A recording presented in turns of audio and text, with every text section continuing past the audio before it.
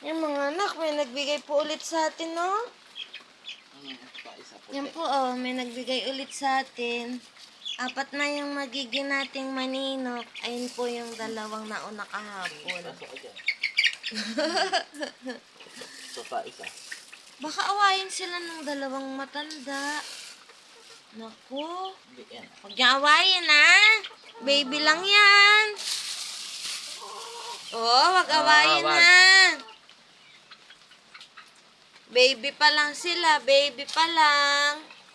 Oh, kakain kayo. Wait lang, kakain kayo, ha? Huwag sila awayin, ha? Baby pa lang yan.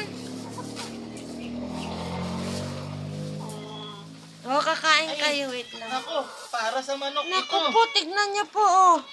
Para sa manok. Hindi sa pusa. Aray. Nakaamoy po kasi silang feeds ng manok. Hmm? Akala pagkain nila yung... Sa manok yun! Sa manok nga iyon! Hindi yun inyo, iba'y inyo. Uho. Kakain po sila. Unti lang, Koy. Papakainin pa naman ulit mo yan, tanghali yan.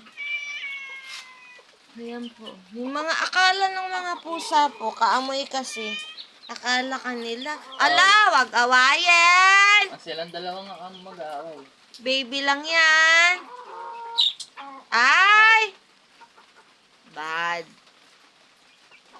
So, ayan po, padami na po ng padami ang ating alaga. Salamat po sa nagbigay. Dalawang tao po ang nagbigay niyan. Ano naman gagawin niya nila? Tutuka-tukain lang nila. Yung isa po, yung 2 pares po, galing pa po yan ng DRT. Tapos itong 2 po galing ng Kalumpit.